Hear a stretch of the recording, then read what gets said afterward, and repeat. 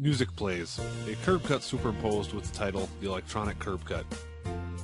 A woman pulling luggage on wheels presses the automatic door opener. Next time you enter your workplace, stop and think about how convenient it was to enter the building. A man walks up steep steps. You could choose to use the stairs, a ramp, or an incline to get to the entrance. You probably had more options when it came to opening the main doors, such as using a door handle or pressing the automatic door opener. A man presses an automatic door opener. Just 25 years ago, however, options were more limited. A man in a wheelchair talks to a woman receptionist. In fact, many people with disabilities had to make special arrangements before they could enter or use public buildings, or they were forced to use a service entrance. A woman in a wheelchair travels on a sidewalk. Public awareness of the importance of making buildings more accessible was raised when the Americans with Disabilities Act, or ADA, was passed in 1990. A woman utilizes a ramp. Soon, entrance ramps became commonplace. A handicap parking sign. The wheelchair icon that signals accessible facilities became a mainstay in public buildings. A woman in a wheelchair travels across a curb cut. Curb cuts were designed into sidewalks to make it easier for people with disabilities to move from place to place. Then an interesting thing happened. The legal mandate to provide equal access quickly led to an increased demand for better, more user-friendly architecture. A woman carrying a box presses the automatic door opener. People soon discovered that accessible facilities benefited everyone, not just people with disabilities. A woman rolls her luggage up a curb cut. The curb cut is a perfect example. As curb cuts became more common, people realized that curb cuts made life easier for everyone. Not only people using wheelchairs and walkers, but mothers and fathers pushing strollers, people riding skateboards and bicycles, people using dollies to deliver goods. A sidewalk with a curb cut is quite simply a better sidewalk. A man in a wheelchair uses the automatic door opener. Likewise, accessible buildings are quite simply better buildings. A television monitor with closed captions. And information and technology that can be accessed and used easily by everyone are quite simply better information and better technology. Scenes of people using computers. In this video, you'll learn about the important role you play in making sure that the hardware, software, websites, and electronic documents that you purchase or develop are fully accessible. Many people assume that information and technology are already accessible. However, the reality is that not all technology is created equal.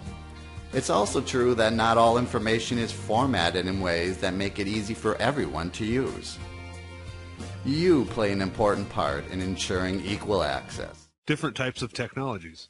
You are in a position to make sure that all computers, telephone systems, and other hardware you recommend or purchase are fully accessible. State of Minnesota captioned website. The same is true for the software applications that support them. You also can make sure that all electronic documents, videos, websites, and other communications that you create are accessible to everyone, including people with a wide range of abilities and physical limitations.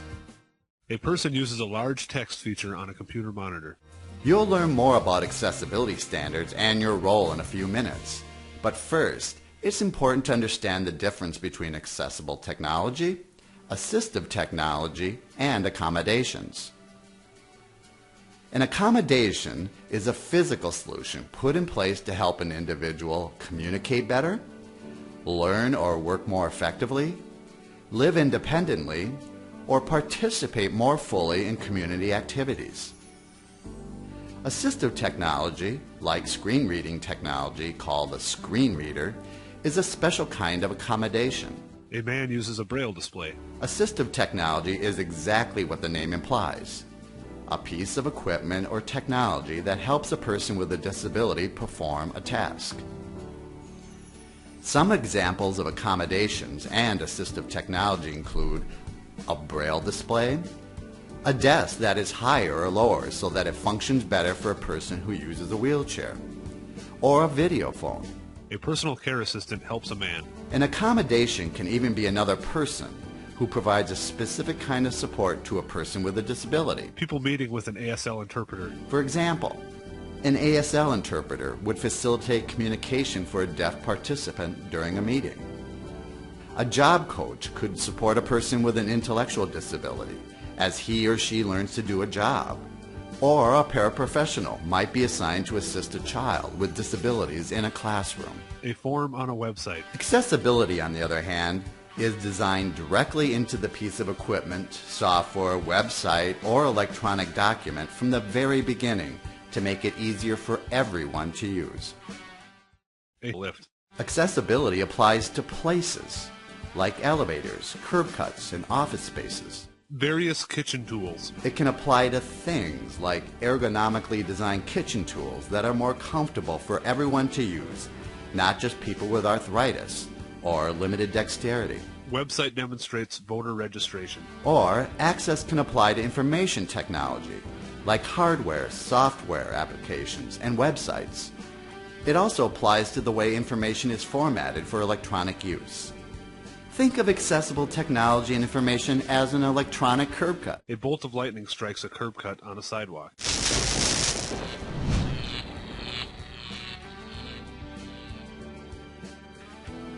Examples of accessibility include captioning all videos, providing text and images in alternative formats, buying software that allows the user to control how he or she prefers to use it, and designing websites that are intuitive and easy to navigate. People working in an office.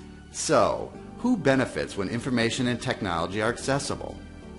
It's easy to think of accessibility as a disability issue, but everyone wins when information and technology are accessible and easy to use. People working in an office. Look around you. You might be surprised to discover who uses accessibility features and why. Man signs in front of a computer. I use the captioning feature because I'm deaf. I use the captions to get all the information I need for my job. Woman speaks in front of a computer.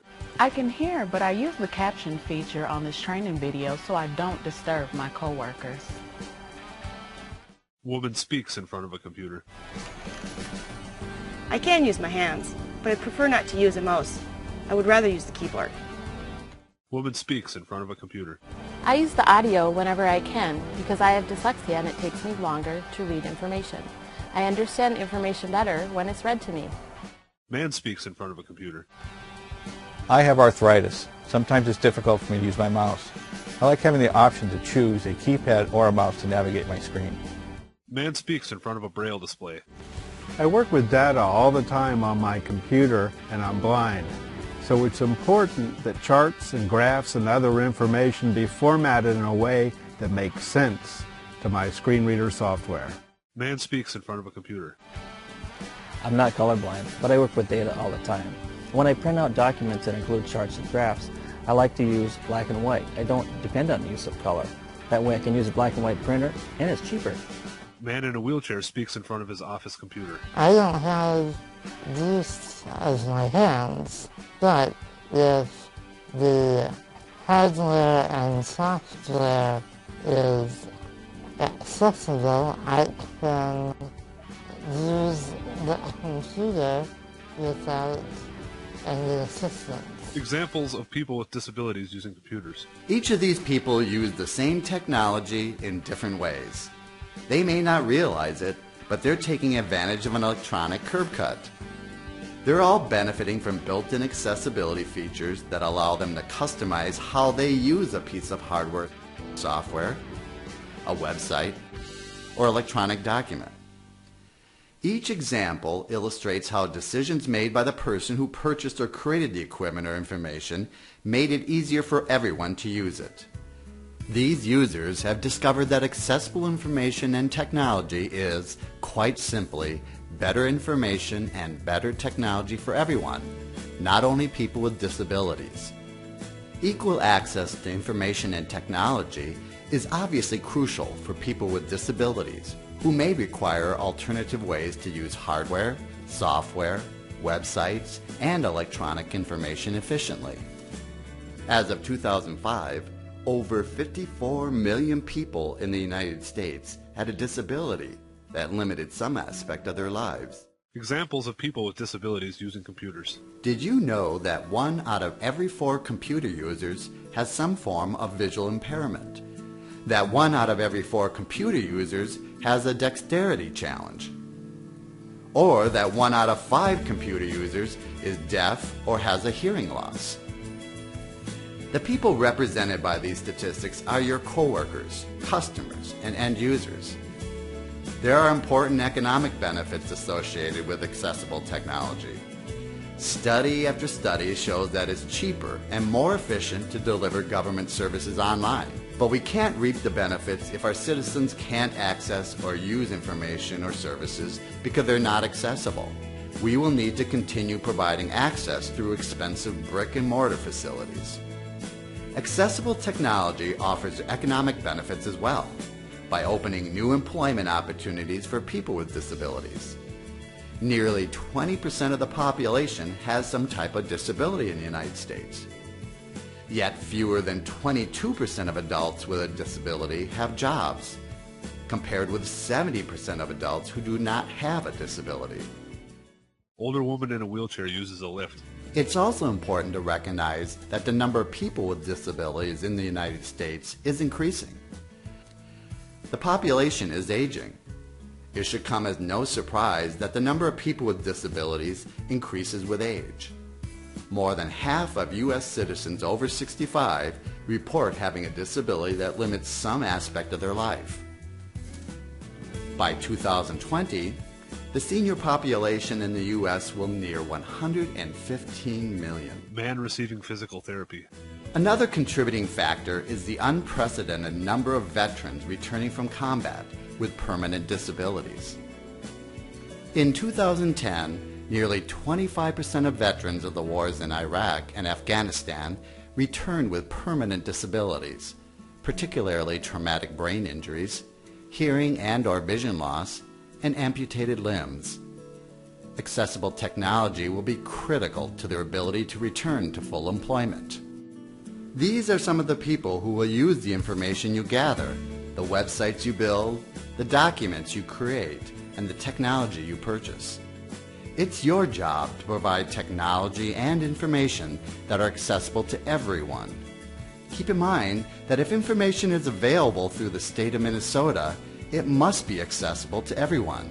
That's the law. Scrolling text. International, federal, and state standards have been created to help you create and purchase information and technology that passes the accessibility test.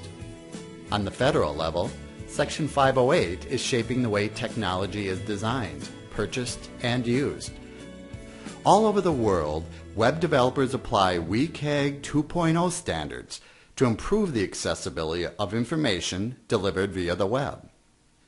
Section 508 sets basic standards that must be met for all electronic, information and telecommunications technology purchased by the federal government.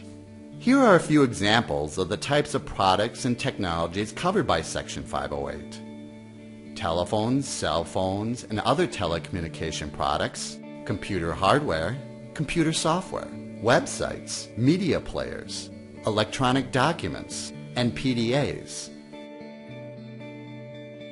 WCAG, or Web Content Accessibility Guidelines, play a similar role in the online world. These guidelines were created by the World Wide Web Consortium, or WWW. The goal of WCAG is to make sure that all web content is accessible by providing alternate ways to access information. While these standards were developed to make the web accessible for people with disabilities, these same options are useful for anyone accessing the web. The state of Minnesota has embraced both Section 508 and WCAG standards and incorporated them into a set of technology accessibility standards. When fully implemented, these standards will ensure that all hardware, software, and online applications purchased and used by state workers are accessible. The standards also ensure that all state-developed applications, websites, and content are easy to access by everyone. The Minnesota Technology and Information Accessibility Standards cover hardware, software, and online applications purchased. Software applications, websites, online forms, and online surveys developed. Webinars, live video conferencing, web streaming, and podcasts created or purchased. Videos and documents created by state employees. Contracts for hardware, software, videos, websites, electronic communications, and other information services developed or purchased on behalf of the state. These standards helped ensure that we make information technology truly useful to all Minnesota residents. We serve all customers as they expect to be served by providing information that is easy to access and use. We comply with federal accessibility standards and, as a result, are eligible to receive federal grants and funding. We limit potential exposure to expensive lawsuits. We provide the accessible technology and information needed to hire and retain employees, including those with disabilities. So, what's in it for you? A lot. Accessible technology is all about you. People using computers. Accessible technology is also all about your coworkers and the constituents you represent and the consumers who depend on you. It's up to you to purchase and develop the hardware, software, websites, and electronic information that allows everyone access to the information they need when, where, and how they choose. Accessibility is everyone's job. Text scrolls. You can help by following the state's technology accessibility standards, making sure that you incorporate accessibility into your planning, making sure that accessibility features are incorporated into every document, website, video, and technology solution you create, making sure that all new technology or equipment purchased meets state's accessibility standards. Brought to you by the Commission of Deaf, Deafblind, and Hard of Hearing Minnesotans and the Office of Enterprise Technology, State of Minnesota.